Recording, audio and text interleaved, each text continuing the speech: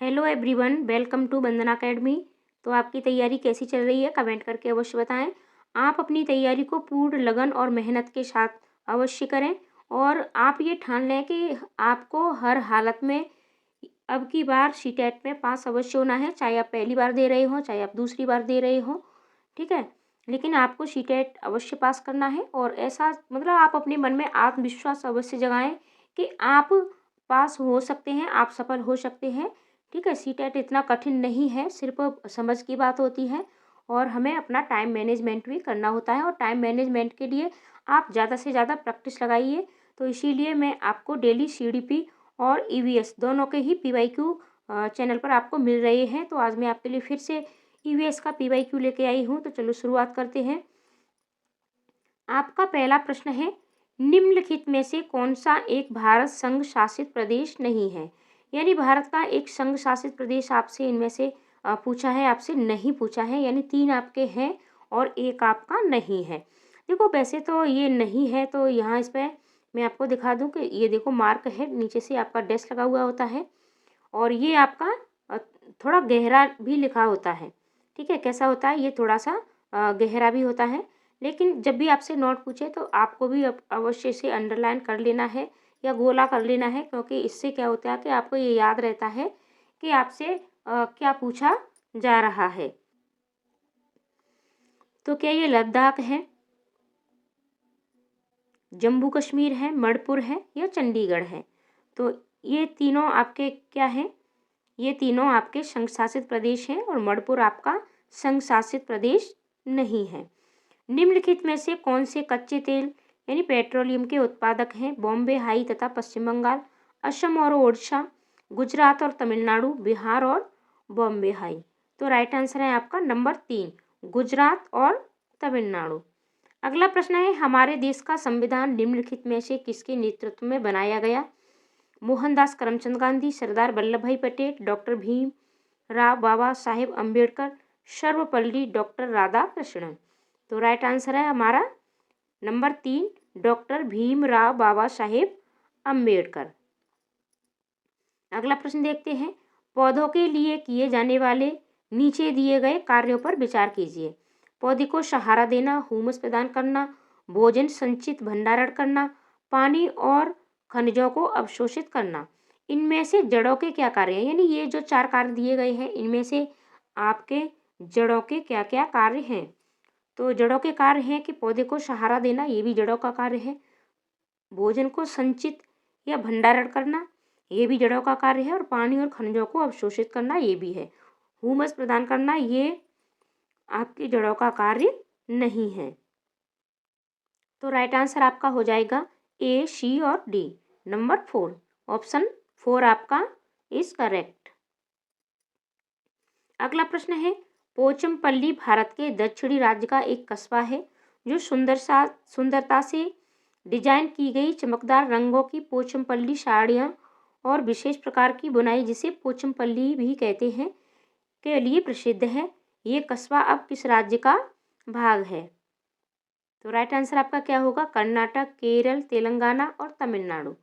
तो right answer है आपका नंबर 3, तेलंगाना। यानी ये तेलंगाना राज्य का शहर है। निम्नलिखित में से खाद्य पदार्थों के उस समूह को चुनिए जिसके प्रत्येक सदस्य में लौह तत्व प्रचुर मात्रा में होता है। गुड़, आंवला, टमाटर, आंवला, पालक, गुड़, आंवला, बंद गोभी, टमाटर, बंद गोभी, आंवला, पालक। तो आपके आंवला में और गुड़ में और पालक, इन तीनों में ही प्रचुर मात्रा में लौह तत्व पाए जाते हैं, आयरन पाया जाता है। तो राइट आंसर है आपका ऑप्शन नंबर 2, ऑप्शन नंबर 2 आपका इज करेक्ट आंसर। निम्नलिखित में से पक्षियों का वह समूह चुनिए जिसका प्रत्येक सदस्य हमारी तुलना में 4 गुनी अधिक दूरी की वस्तुओं को स्पष्ट देखने सकने योग्य है। यानी हमसे 4 गुनी ज़्यादा दूरी की वस्तुओं को वो देख सकते हैं। तो क्या फाख्ता, कौवा, मोर, बाज, कबूतर, तोता, कौवा, चील, बुलबुल, बाज, चील और गिद्ध। तो इसमें राइट आंसर है आपका नंबर 4, बाज, चील और गिद्ध। ये मनुष्य की अपेक्षा यानी मनुष्य की अपेक्षा ये 4 गुना ज़्यादा दूर की वस्तुओं को देख सकते हैं। अगला प्रश्न है, नीचे दिए किस एक राज्य के ग्रामीण लोग अपने ढालू छत वाले लकड़ी के मकान मजबूत बांस के खंभों पर धरती से 3 से 3.5 मीटर की ऊंचाई पर बनाते हैं? यानी 3 से 3.5 मीटर की ऊंचाई पर ये किससे बनाते हैं अपने मकानों को? मजबूत बांस के खंभों पर। ठीक है, राजस्थान, लद्दाख, असम या ओडिशा? तो राइट आंसर है आपका असम। यानी असम में आपका बहुत ज़्यादा बारिश होती है, तो बारिश के कारण यानी घुटनों तक क्या है, बारिश का पानी भर जाता है। तो फिर यहाँ 3.5 मीटर की ऊंचाई पर बांस के खंभों के ऊपर घर बनाए जाते हैं। और पूरी एनसीईआरटी की आपको सीरीज पहले हमने करा चुकी है। ठीक है, हम आपको पहले करा चुके हैं, तो आप प्लेलिस्ट में जाकर के सारी वीडियो अवश्य देखें और आपको दोबारा से भी एनसीईआरटी की सारी क्लासें मिलेंगी। भारत के मानचित्र में दिल्ली की स्थिति के सापेक्ष गांधीनगर यानी गुजरात की राजधानी और पटना बिहार की राजधानी की दिशाएं क्रमशः हैं दक्षिण पूर्व और दक्षिण पश्चिम, दक्षिण पश्चिम और दक्षिण पूर्व, उत्तर पूर्व और दक्षिण पश्चिम, दक्षिण पश्चिम और उत्तर पूर्व। मैं आपको हमेशा ये बताती हूँ कि आपको अपने भारत के मैप अवश्य आना चाहिए, दिशाओं का ज्ञान अवश्य होना चाहिए। तो जैसा कि दिशाएं हमारी कहाँ होती हैं, इस तरीके से हम दिशाएं देखते हैं। ठीक है, यहाँ हमारा उत्तर होता है और यह हमारा दक्षिण, ये हमारा पूर्व हो गया और ये हमारा पश्चिम हो गया। ठीक है, ये हमारा पश्चिम हो गया। अब बात करते हैं कि दिल्ली, तो दिल्ली हमारी आप मान के चलो यहाँ स्थित है। ठीक है, अब इसके सापेक्ष गांधीनगर, तो गुजरात हमारा कहाँ है?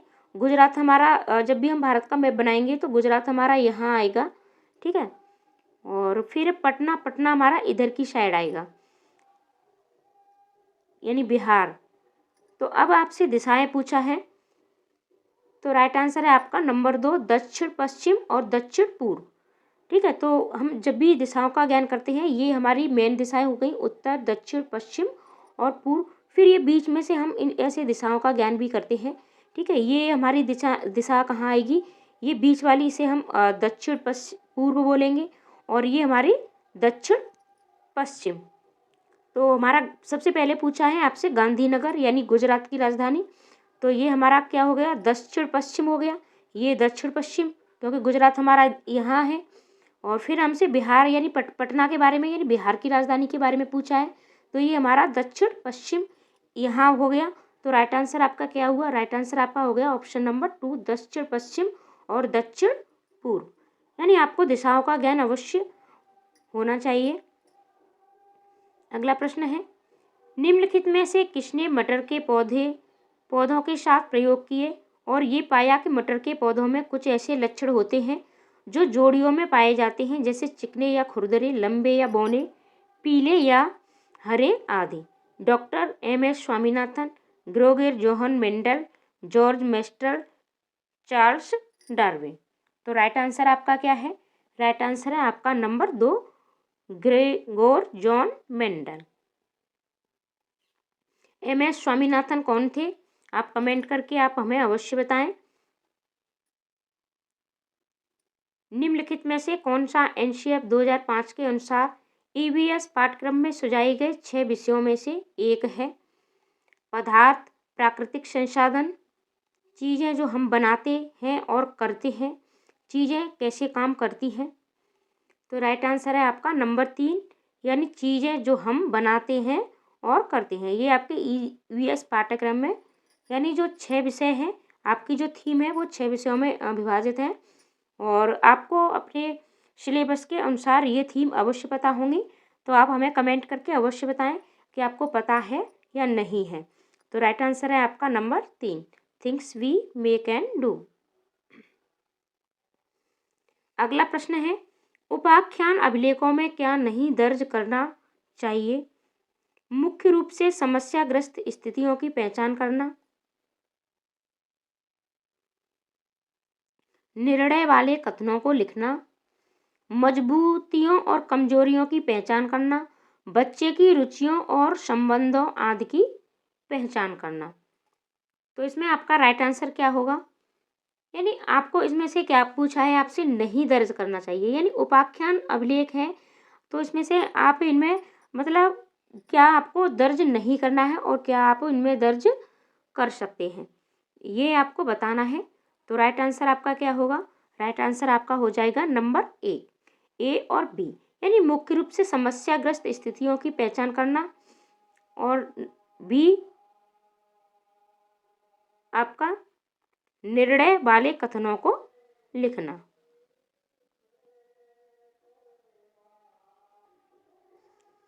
अब बात करते हैं उपाख्यान कहते किसे हैं। तो यानी उपाख्यान अभिलेख ये अभिलेख होते हैं कि यानी इनमें मतलब बच्चों के रिकॉर्ड तैयार किए जाते हैं, यानी शिक्षक और अभिभावकों के बीच, ठीक है, संबंध स्थापित करने के लिए, और बच्चों ने यानी पूरे सत्र में क्या क्या सीखा है। तो मुख्य रूप से आपको इसमें समस्याग्रस्त स्थितियों की पहचान नहीं करनी है कि बच्चे को क्या क्या समस्याएं हैं, और निर्णय वाले कथनों को नहीं लिखना है।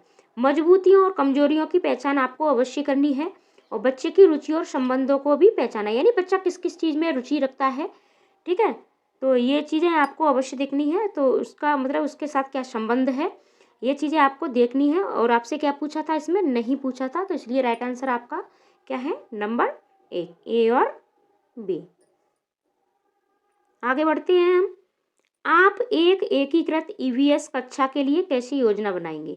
यानी एकीकृत, ठीक है, एकीकृत करनी है आपको। एक पाठ में दो या अधिक विषय क्षेत्रों को मिलाएंगे, अलग योजनाओं में सभी विषयों को अलग करेंगे, विज्ञान और सामाजिक विज्ञान के लिए अलग अलग अध्यापकों का प्रबंधन करेंगे, पर्यावरण विज्ञान के लिए अलग अध्यापक का प्रबंध करेंगे। तो राइट आंसर आपका क्या होगा? तो राइट आंसर आपका होगा नंबर ए, ठीक है। आपको क्या करना है, यानी आप कंबाइंड विषय पढ़ा सकते हो, यानी एकीकृत, एकीकृत का अर्थ होता है कंबाइंड करना, ठीक है। तो राइट आंसर है आपका नंबर एक, यानी एक पाठ में दो या अधिक विषय क्षेत्रों को मिला करके आप एकीकृत करके ईवीएस को बच्चों को पढ़ा सकते हैं। और एकीकृत विषय यानी ईवीएस को एकीकृत करके पढ़ाने की सिफारिश किसने की है? तो ये आपके एनसीएफ 2005 द्वारा की गई है। अगला प्रश्न है, पुनीत ने अपनी कक्षा 5 के शिक्षार्थियों को मानव शरीर की एक रूपरेखा दी और उन्हें भोजन विषय पढ़ाने से पहले पाचन तंत्र को बनाने को कहा। पुनीत चाहता था परीक्षण करना कि शिक्षार्थी नामांकित आरेख बना सकता है, पाचन से संबंधित शिक्षार्थियों के विचारों को प्राप्त करना, अच्छी ड्राइंग कौशलों वाले शिक्षार्थियों की पहचान करना, पाचन की प्रक्रिया पर शिक्षार्थियों का मूल्यांकन करना। तो अब यानी उसने क्या किया है कि शिक्षार्थियों को मानव शरीर की रूपरेखा दी और उन्हें भोजन विषय पढ़ाने से पहले पाचन तंत्र बनाने को कहा। अब भोजन विषय पढ़ाएगा तो उससे पहले एक चित्र बनाने के लिए कहा है पाचन तंत्र का। तो इसमें राइट आंसर आपका क्या होगा? तो राइट आंसर है आपका नंबर 2, यानी पाचन से संबंधित शिक्षार्थियों के विचारों को प्राप्त करना। तो यानी वो उसके विचार शिक्षार्थी के क्या है, शिक्षार्थी को नामांकित करने के लिए आरेख नहीं बनाना है उसे, और शिक्षार्थी का मूल्यांकन भी नहीं कर सकता है, और अच्छे ड्राइंग की भी बात नहीं की गई है। तो राइट आंसर आपका है नंबर 2। अगला प्रश्न है, निम्नलिखित में से क्या रचनात्मक आकलन के संबंध में सही नहीं है? अब यहाँ भी आपसे क्या पूछा है? नहीं पूछा है। रिपोर्ट कार्ड के प्रत्येक तिमाही में इसकी सूचना दी जानी है। अधिगम को सुदृढ़ करने के लिए ये अध्यापक को समय पर कार्रवाई करने में मदद करता है। इसको छात्रों की प्रगति की निगरानी करनी है। बच्चे के सीखने की कोई भी जानकारी रचनात्मक आकलन में मदद कर सकती है। तो राइट आंसर आपका क्या होगा? नंबर 1, क्योंकि आपसे क्या पूछा है? आपसे पूछा नहीं है, ठीक है, नोट पूछा है आपसे। तो अधिगम को सुदृढ़ करने के लिए अध्यापक को समय पर कार्रवाई करने में ये मदद भी कर सकते हैं, ठीक है, रचनात्मक आकलन, और छात्रों की प्रगति की निगरानी भी हम रख सकते हैं। और बच्चों के सीखने में ये रचनात्मक आकलन क्या करता है, यानी जानकारी भी हमें प्रदान करेगा और उनकी मदद भी करेगा बच्चों की। तो ये तीनों आपके सही हैं, और ये सही है इसीलिए ये आपके तीनों गलत हैं। तो राइट आंसर आपका क्या हो गया? नंबर 1। अगला प्रश्न है, स्मिता अपने शिक्षार्थियों को कार्य से संबंधित लैंगिक विषमता और रूढ़वादी छवियों के प्रति संवेदनशील करना चाहती है। स्मिता को निम्नलिखित में से अपनी कक्षा में क्या करना चाहिए? यानी लैंगिक विषमता और रूढ़वादी जो धारणा होती है, छवि होती है, उसके प्रति संवेदनशील बनाना चाहती है। तो रूढ़वादी मॉडलों को छात्रों को प्रस्तुत करें, विभिन्न प्रकार के कार्यों के फ्लैश कार्ड दिखाएं, केवल लड़कियों से प्रतिदिन कक्षा को साफ करने को कहें, एक छात्र की माँ को कक्षा में आमंत्रित करें जो ऑटो चालक है। ठीक है, तो इसका राइट आंसर आपका क्या होगा? राइट आंसर आपका हो जाएगा नंबर 4। कौन सा राइट आंसर होगा? आपका नंबर 4 होगा। क्यों होगा? क्योंकि रूढ़वादी मॉडल सिर्फ हम छात्रों को प्रस्तुत कर देंगे तो उससे छात्र नहीं सीखेंगे और फ्लैश कार्ड से भी नहीं सीखेंगे। और ये क्या है कि एक छात्र यानी जिसकी माँ क्या है, ऑटो चालक है, ज़्यादातर ये धारणा बना ली जाती है कि ऑटो यानी ऑटो चलाना, गाड़ी चलाना, ये सारी चीज़ें कौन करता है? सिर्फ पुरुष ही कर सकते हैं, स्त्रियाँ ऑटो नहीं चला सकती। तो इस तरीके की से जब उस माँ को आप उस छात्र की माँ को जब कक्षा में आमंत्रित करेंगे तो बच्चों मतलब ये सीखेंगे कि संवेदनशील बनेंगे कि ऑटो एक स्त्री भी चला सकती है। ठीक है, तो ये आपकी सीरीज़ थी और आज हमने ये 16 प्रश्न सॉल्व कर लिए हैं। अगले प्रश्न हम इसके आगे के प्रश्न ये आप देख सकते हैं। ठीक है, ये आगे के प्रश्न हम अगली वीडियो में सॉल्व करेंगे और डेली आपको PYQ मिलते रहेंगे। अभी थोड़ा होली की व्यवस्था थी। ठीक है, तो होली की व्यस्तता के कारण आपकी टॉपिक पर वीडियो नहीं बन पा रही है, तो अब आपको मैं कल से टॉपिक पर वीडियो अवश्य दी जाएंगी। आप चैनल पर बने रहें, पहली बार जुड़ रहे हैं तो चैनल को सब्सक्राइब अवश्य कर लें, वीडियो पर लाइक कमेंट करना भी न भूलें और अपने दोस्तों को शेयर करना भी न भूलें। धन्यवाद।